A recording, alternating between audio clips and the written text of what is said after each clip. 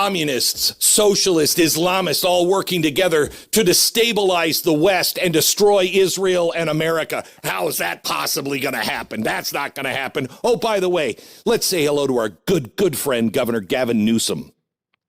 He called on Representative Randy Fine of Florida to resign over comments the Republican made about Muslims. What did he say? If they force us to choose, the choice between dogs and Muslims is not a difficult one. Oh, no, he's got to resign right away. You know what? Not all Muslims are Islamists, but I will pick the dogs over the Islamists every day and twice on Sunday. See, this whole topic, for those of us who are pet owners, and Glenn's a pet owner, those of us, we know what this means to our dogs, our families. It's a no-win situation for these people. You are not going to have people give up their pets for Islam. Not going to happen. And for Newsom and AOC and other people to jump on Randy Fine, resign. Why the hell am I resigning? This is what America thinks. These four-legged people, and I call them people because every time I come home from the studio, I'm like, here's the kids, and I'm petting both of them as they're la la la la. And I go, kids, you want to go outside? And we run outside, and they run over by the water and bark at the ducks and everything else. They're our little kids. God knows we treat them like kids. We got to go to the doctor when they get sick. We got to take them to get groomed, get their hair cut, their nails cut. Our two dogs have never. You want me to piss off an Islamist? Our two dogs have never slept on the floor, ever. They don't even know let's get me off of this thing. They don't even, well, I think Robin keeps little nuggets in case they get extra hungry, but she has cooked every single one of their meals. I'll walk in sometimes, wow, that smells good. Not for you. Huh? She'll call Instacart at Publix. Hey, can you bring over a couple rotisserie chickens? Oh, we're having chicken tonight. Not for you. They eat like, people. They don't eat regular dog food. She cooks for the dogs. And I don't know if you have ever had a dog get sick. You remember a month or so ago when Midas got sick, we had to take him to the emergency room and everything. And so we took him to one emergency room, and then we took him to another emergency room, and they did these tests, and then he had to stay overnight, like 3 nights. And then they come walking out with the bill. Okay, Mr. Cunningham, here's the bill. Huh? Wait a minute. You realize this is not a baby, right? It's a dog. Yes, we realized it, but here's the bill. And I thought to myself, so if I tell these people to F off, I'm not paying it. Are they going to hold my dog for ransom? It crossed my mind. I was like, I am not paying that much money for the dog with the upset stomach. But we paid it because it's worth it to make sure they're healthy, and we treat them like people. I know what my dog does. I can't talk to you about what Islamicists do, because that would be racists.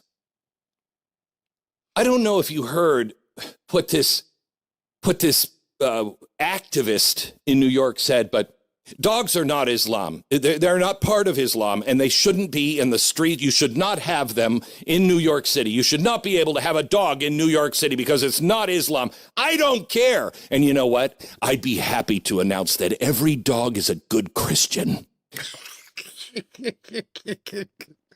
Oh, man, rub it in their face. Just, no, we're not going to acquiesce here. Isn't it amazing that they finally hit a line that most of America will like, wait a second, nope, yeah, the bridge too far. We'll let you put, tents on our women. We'll let you do some of the crazy stuff you do. You can go ahead and pray in the street 5 times a day. Oh, our dogs? You see, because these bundles of love don't do anything. They just sit there and wait for you to hug them. And then they'll hug you back, and they'll come later, head on your shoulder. Like, how you doing, Dad? Oh, good. Can I have a little biscuit? Can I have a little treat, please? And that's all they live for. They live for love. And so it is a line at this point that I am sure that's why you're not going to hear it a lot. I am sure tens and hundreds of millions of people were like, yeah, I hate Republicans. I hate those maggots. My dog? They want to take my dog? Oh, you talk about a unifying message. I know some Democrats. I know some Democrats who hate Trump. They think Trump is just the personification of evil. But if you come to take their dogs, quickly, you're going to find out we got something in common. We have more in common than we do different. I bet you love that little dog. I've got, Robin, her brother used to have hunting dogs. I won't even tell you the name of them, but some of you guys might know. It begins with a C. And they would go out there, and her other cousin has bear dogs where they go up in tree. They love these dogs. And there are plenty of Democrats. You've seen them on boats and everywhere else. So have the little rich people have their nice little fluffy animals. We have found the unification moment. We have found what is going to bring both parties together. You want to take our dogs? Watch how fast they do this. Ooh, hey, didn't mean to bring you people together. I'm pretty sure you guys know coworkers and friends, maybe even some family members who have pets who don't like Trump. They're like, hey, you gonna let these people come for your dog? What are you talking about? Oh, they said they're gonna ban dogs. No, they ain't. You know it's true. You know it's true. That every dog is going to heaven because they've accepted Jesus Christ in their hearts. I'm not going to judge my dog. My dog is a good Christian. What a bunch of bullcrap. They're not Islam. I don't care if they're Islam. Welcome to the West.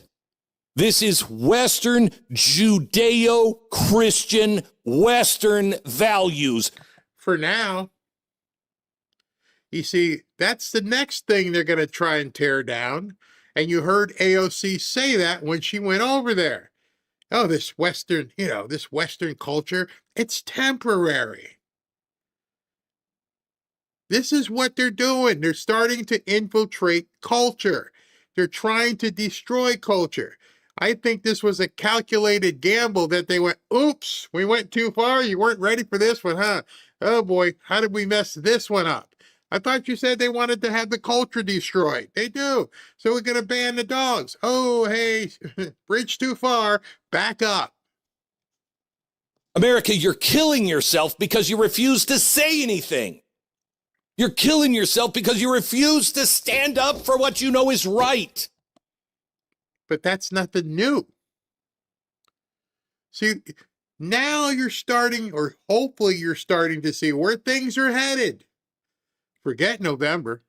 Forget the midterm. They're already trying it. They're launching it out there. So what was the focus group? How did people respond to us saying we want to ban dogs? Hell no. Okay, so we got to hide that one. We won't bring that up anymore until we take office. But now you know it's coming. But you have to be ready to fight for it. You can't let Sparnsburger type things happen. You can't let Mondami type things happen. You can't think it might be okay. I got a baseball game to go to. I'm not going to go vote tonight. And then you wake up the next day and Mondami is in office. Because what? Did 15% of people in New York vote? That was it? And now look what's happening. Look at what happened in Virginia. Well, that couldn't happen here. You hope not, because they're going to come for your dogs. And that's just the start. To hell with you. You don't like my dog? That's your right. You say you want to get rid of them because it's not Islamist? You know what? Neither is the United States of America, nor will it ever be. Over my dead body. Glenn, there's sometimes when I disagree with Glenn and some of the things he says, but I had to clip that because that's where we are. That's where we need to be. We need to start understanding our commonality and fight for that commonality. Don't let these people I never considered Megan to be a black pillar. I cannot believe she went after Randy Fine because of what he said. Oh, that's pathetic, you bigot. She'd be the first one they'd put a muzzle on. They're not going to let the blue-eyed devil continue to operate with impunity. Your entire network, your entire show on Sirius and everywhere else would vanish completely. And then put this tent on and shut up and give me your dog.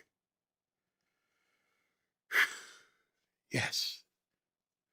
Hope you're a little fired up. That's the idea here. Let's get a little bit fired up. So, as Glenn was saying about Western culture and Christianity, I know you haven't seen this unless you've been on X a little bit, but it's coming. You know, they don't believe or think that we should be a Judeo-Christian country. It's bad. I could not believe I actually saw this on CNN. This, pray about.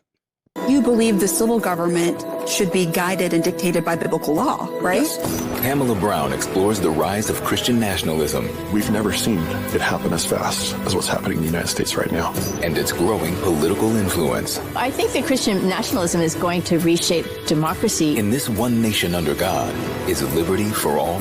We know the way that they treat women. We know how bad it is. Was she talking about Islam? We know how they treat women. You know how bad it is. Huh? What exactly is she talking about? You know how bad they treat women. I thought they were doing something on Christianity. Well, for the past several months, I've been working on a special project examining the growing influence of Christian nationalism in America. If you're not familiar, Christian nationalism is an ideology rooted in the belief that our country was founded as a Christian nation and that our laws and institutions should reflect Christian values. In the lead up to my hour-long documentary this weekend, we're going to bring you a preview of what you'll see, starting off with the assassination of Charlie Kirk last year.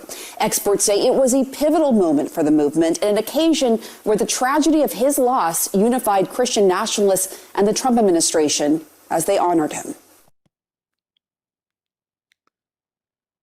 Movement? What does CNN not understand about Christianity? I just got a text from SV. He said there's a massive YouTube outage. It's not me. We're still running. So I don't know. Let me see if our video, if the node down here, are we still running? Check 1, 2, and yeah, we're still running here. So I will continue. It's not happening here yet, so we're all good. But anyway, did you know you were in a Judeo-Christian movement? This movement's been going on for quite some time. I believe the guy, Jesus Christ, was around 2,000 years ago. I believe way back, people began having churches and ministerial celebrations around Jesus Christ. And then some people from England said, you know what, we don't like it here. We're going to go over there. We're going to found this country on Judeo-Christian beliefs. But CNN's trying to let you know it's some kind of new movement. Huh? I've told you many times that people who watch CNN must be brain dead idiots. It's a new movement. And who told her we needed a special to dig into the movement?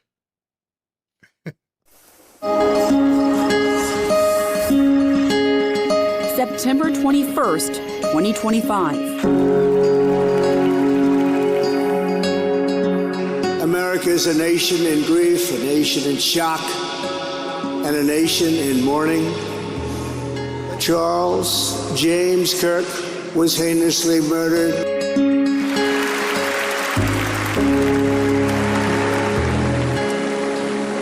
That young man, I forgive him.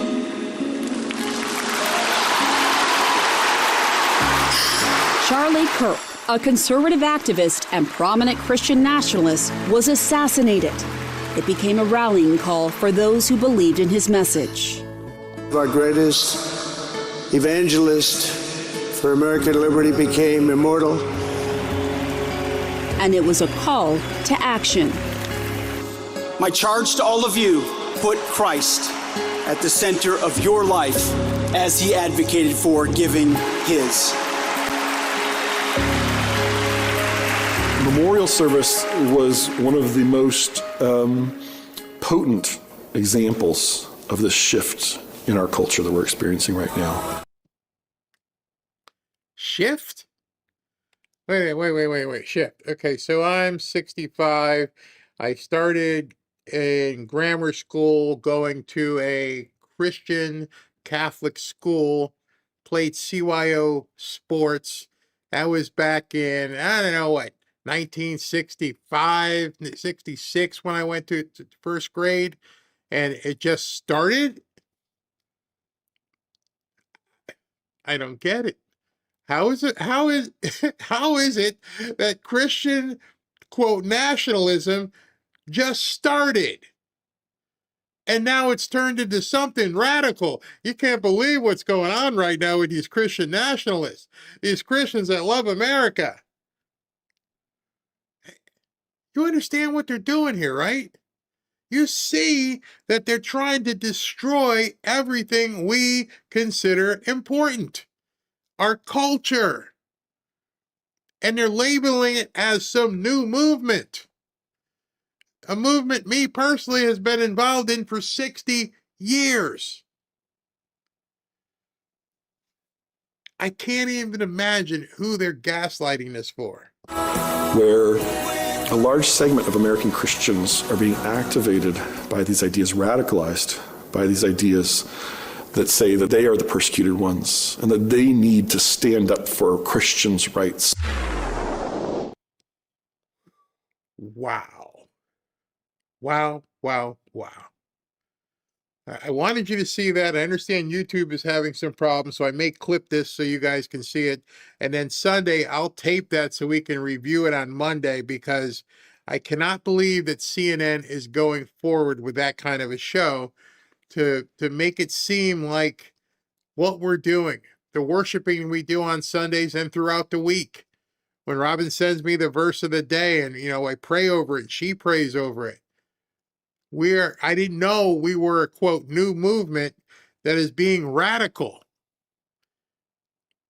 They're trying to paint this to people who watch CNN, which are the radicals themselves, trying to say those are the radicals because they pray to Jesus Christ. They are destroying our culture. They are trying their best to destroy our culture. And we have idiots who keep telling us we're losing. There are idiots out there who say we're going to lose the midterms.